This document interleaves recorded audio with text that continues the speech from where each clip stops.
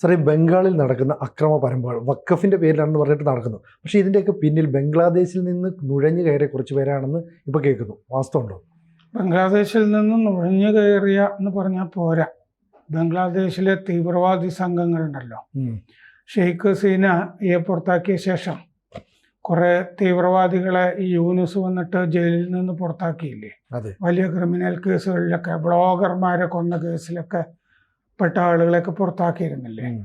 ആ തീവ്രവാദി സംഘടനകളിൽ പെട്ടവരാണ് ഇത് കത്തിച്ചത് എന്നാണ് ഇപ്പോൾ കേന്ദ്ര ആഭ്യന്തര മന്ത്രാലയത്തിന് കിട്ടിയിരിക്കുന്ന റിപ്പോർട്ട്. അപ്പോൾ മമത ഈ വിവരം നേരത്തെ അറിയുന്നത്, ഇൻ്റലിജൻസ് പിന്നെ കാലേക്കൂട്ടി നടപടികൾ എടുക്കാത്തതിൽ ഒക്കെ പരാജയപ്പെട്ടതായിട്ടും കേന്ദ്ര ആഭ്യന്തര മന്ത്രാലയത്തിന് റിപ്പോർട്ട് കിട്ടിയിട്ടുണ്ട്. സാധാരണഗതിയിൽ ഇത്തരം റിപ്പോർട്ടുകൾ വെച്ചിട്ട് സംസ്ഥാന സർക്കാരിനെ കൈകാര്യം ചെയ്യാവുന്നതാണ്. എന്ന് പറഞ്ഞാൽ 356 വകുപ്പ് വെച്ചിട്ട് മുമ്പ് ഇന്ദിരാഗാന്ധി, നെഹ്റു 5 മന്ത്രിസഭയെ മറ്റേ പിരിച്ചുവിട്ടിട്ടുള്ളൂ. ഇന്ദിരാഗാന്ധിക്ക് അതൊരു ശീലമായിരുന്നു. പക്ഷേ മോദിയുടെ 2 ഊഴത്തിലും ഇതുവരെ അങ്ങനെ ചെയ്തിട്ടില്ല. ഒരു സംസ്ഥാന മന്ത്രിസഭയെ പോലും പിരിച്ചുവിട്ടിട്ടില്ല.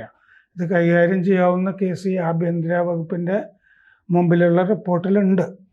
ഈ തീവ്രവാദി സംഘടനകൾ ബംഗ്ലാദേശ് ജമാഅത്ത് ഉൽ മുജാഹിദ്ദീൻ ബംഗ്ലാദേശ് JMB, ഇത് ലഷ്കർ എ തൈബയുമായി ബന്ധപ്പെട്ട് പ്രവർത്തിക്കുന്നതാണ്. മറ്റേത് ഹർക്കത്തുൽ ജിഹാദ് അൽ ഇസ്ലാമി, ഹൂജി, H കഴിഞ്ഞിട്ട് U ചെറിയ അക്ഷരം, ഹൂജി. ആയുധങ്ങൾ കൊടുത്തിട്ടുണ്ട്, പരിശീലനം കൊടുത്തിട്ടുണ്ട്, പ്രൊപ്പഗൻഡ എങ്ങനെ വേണം, പ്രചാരണങ്ങൾ എങ്ങനെ വേണം സോഷ്യൽ മീഡിയയിൽ, അതിനുള്ള പരിശീലനവും കൊടുത്തിട്ടുണ്ട്. അതിർത്തിയിലും പിന്നെ സുന്ദർബാൻസ് മേഖലയിലുമായിരുന്നു പരിശീലനം എന്ന് റിപ്പോർട്ടിൽ പറഞ്ഞിട്ടുണ്ട്. നമ്മുടെ ബോർഡർ സെക്യൂരിറ്റി ഫോഴ്സ്, അതിർത്തി രക്ഷാ സേന, അവർക്കും ഇതിനെ സംബന്ധിച്ചിട്ടുള്ള വിവരങ്ങളുണ്ട്. BSF പറഞ്ഞ കൂട്ടത്തിൽ അൻസറുള്ള ബംഗ്ലാ ടീം ABT, അൻസറുള്ള ബംഗ്ലാ പലതരത്തിലും നുഴഞ്ഞു കയറാൻ ശ്രമിച്ചിട്ടുള്ളതാണ്. പ്രത്യേകിച്ചും ബംഗാളിൽ നിന്നൊക്കെ കുറേ പേര് പിടിച്ചിട്ടുണ്ട് ഈ യുവാക്കളെ റിക്രൂട്ട് ചെയ്യുന്നതുമായി ബന്ധപ്പെട്ട്. മുമ്പ് നമ്മളതൊക്കെ അന്ന് ചർച്ച ചെയ്തിട്ടുള്ളതാണ്. അപ്പോൾ അൻസറുള്ള ബംഗ്ലാ ടീമും ABT ഇതിലുണ്ടായിരുന്നതായിട്ട് BSF പറഞ്ഞിട്ടുണ്ട്. ഈ അൻസറുള്ള ബംഗ്ലയെ ഇന്ത്യയിൽ നിരോധിച്ചിട്ടുണ്ട്. നിരോധിത സംഘടനയാണ് ഇവിടെ. സ്ലീപ്പർ സെല്ലുകൾ പക്ഷേ അവരുടേതുണ്ട്. ബംഗ്ലാദേശിൽ ഈ അൻസറുള്ള ബംഗ്ലയുടെ മുകളിലുള്ള നിരോധനമാണ് നീക്കിയത് യൂനുസ് വന്ന ശേഷം. അതിൽപ്പെട്ട ആളാണ് ആ റഹ്മാനി എന്ന് പറഞ്ഞൊരുത്തൻ. മറ്റേ നമ്മുടെ ചിക്കൻ നെക്കില്ലേ, സിലിഗുരി കോറിഡോർ, അത് തകർത്ത് കളയണം, അത് ചൈനയെ നമ്മൾ സഹായിക്കണം എന്നൊക്കെ പറഞ്ഞ അയാൾ യുവാക്കളെ അഭിസംബോധന ചെയ്യുകയൊക്കെ ഉണ്ടായി. മുർഷിദാബാദിൽ നിന്ന് വീഡിയോ കോളുകൾ ഇവർക്കൊക്കെ പോയതായിട്ട് കണ്ടെത്തിയിട്ടുണ്ട്. ഈ യുവാക്കൾ ഈ ഇതിലേക്ക് റിക്രൂട്ട് ചെയ്തിരിക്കുന്നത്, മുർഷിദാബാദിലൊക്കെ റിക്രൂട്ട് ചെയ്തിരിക്കുന്നത് 12 മുതൽ 25 വയസ്സ് വരെയുള്ള ആളുകളാണ് എന്നാണ്. കുട്ടികളും ഉണ്ട്, അപ്പോൾ മൈനേഴ്സും അതിൻ്റെ അകത്തുണ്ട്. അപ്പോൾ യോഗി ആദിത്യനാഥ് ഇന്നലെ പറഞ്ഞിരുന്നു, ബംഗാൾ കത്തുമ്പോൾ മുഖ്യമന്ത്രി മൗനം പാലിക്കുകയാണ് എന്ന് പറഞ്ഞിരുന്നു. ഇതിനുള്ള മരുന്ന് ദണ്ഡ ആണെന്നും യോഗി പറഞ്ഞിരുന്നു. എന്ന് പറഞ്ഞാൽ പടിയാണ്. ഈ ഉത്തർപ്രദേശ് കഴിഞ്ഞാൽ ഏറ്റവും കൂടുതൽ വഖഫ് സ്വത്തുള്ളത് ബംഗാളിലാണ്, 80,480. ഉത്തർപ്രദേശിൽ 2.2 ലക്ഷമാണ്. ഇവിടെ ഈ പറഞ്ഞ പോലെ 80,480. ഈ ആക്രമണങ്ങൾ നടന്ന ഗ്രാമങ്ങൾ മുർഷിദാബാദിൽ സുത്തി, സംസേർഗഞ്ച്, ദുലിയൻ, ജംഗിപ്പൂർ എന്ന് പറയുന്ന സ്ഥലങ്ങൾ. ഇതിപ്പോൾ 24 പർഗാനാസിൽ ഒരു മേഖലയിലേക്കും കൂടി വ്യാപിച്ചു. അതായത് സമാധാനം പുനഃസ്ഥാപിച്ചു എന്നാണ് പോലീസ് പറഞ്ഞിരുന്നത്. അങ്ങോട്ട് തിരിച്ചു പോകാനായിട്ട് BSFനെ സ്ഥിരമായിട്ട് അവിടെ ഉണ്ടെങ്കിൽ ഞങ്ങൾ പോവുള്ളൂ എന്ന് ഈ ഹിന്ദുക്കൾ, ഓടിപ്പോയ ആൾക്കാരൊക്കെ, അഭയാർത്ഥി ക്യാമ്പിലുള്ളവർ പറയുന്നുണ്ട്.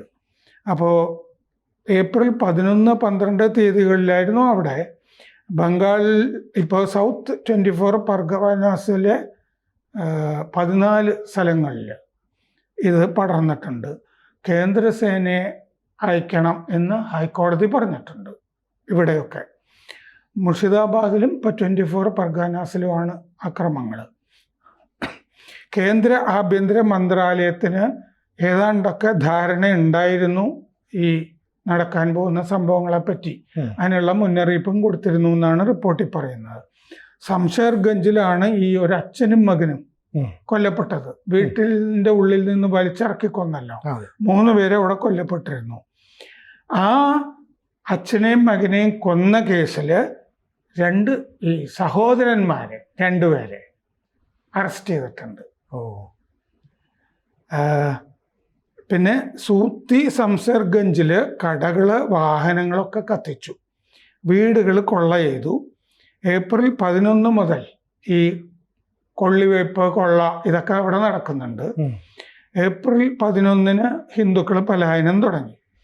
ബംഗ്ലാദേശ് അതിർത്തി പ്രദേശമാണ് മുർഷിദാബാദ്.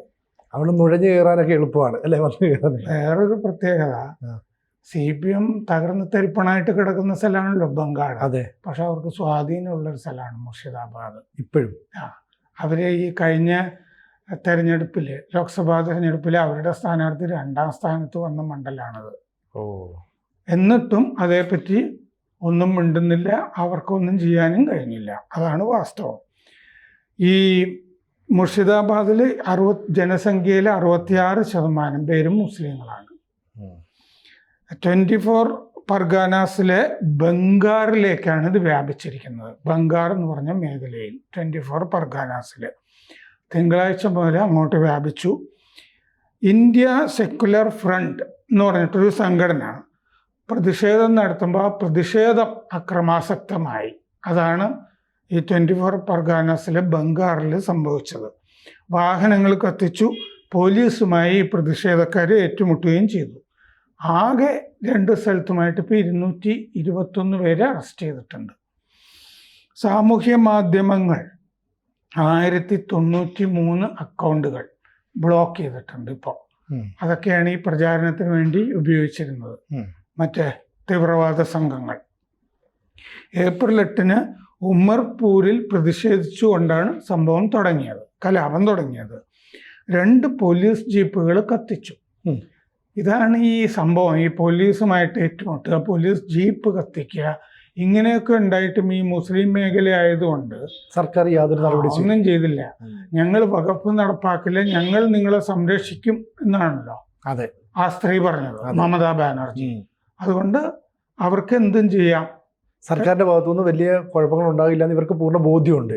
പണ്ട് ഷഹീദ് സുഹ്റവർദി എന്ന് പറഞ്ഞ ആൾ 1946 മുസ്ലിം ലീഗിന്റെ മുഖ്യമന്ത്രിയായിരുന്നു. അപ്പോൾ പ്രത്യക്ഷ സമരദിനം ജിന്ന പ്രഖ്യാപിച്ചല്ലോ, ഓഗസ്റ്റ് 16, 1946 ഓഗസ്റ്റ് 16 മുതൽ 20 വരെ അവിടെ ഹിന്ദുക്കളുടെ വംശഹത്യ നടന്നു.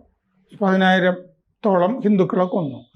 അന്ന് നിങ്ങൾ എന്തെങ്കിലുമൊക്കെ ചെയ്താൽ ഞാൻ തടയില്ല എന്ന് മുസ്ലിം ലീഗ് പ്രവർത്തകരോട് മുഖ്യമന്ത്രി നേരത്തെ പറഞ്ഞിരുന്നു. അതുകൊണ്ടാണ് അന്ന് ഈ 1946 ഇനി ആവർത്തിക്കാൻ സാധ്യതയുണ്ടെന്ന് പോലും പറയപ്പെടുന്നത് അല്ലേ? 1946 അങ്ങനെയാണ് സംഭവിച്ചത്. അതിന്റെ വേറൊരു പതിപ്പാണ് ഇപ്പൊ നമ്മൾ കണ്ടുകൊണ്ടിരിക്കുന്നത്. അന്ന് ആ മുസ്ലിം ലീഗിന്റെ കൂടെയായിരുന്നു അവിഭക്ത കമ്മ്യൂണിസ്റ്റ് പാർട്ടി.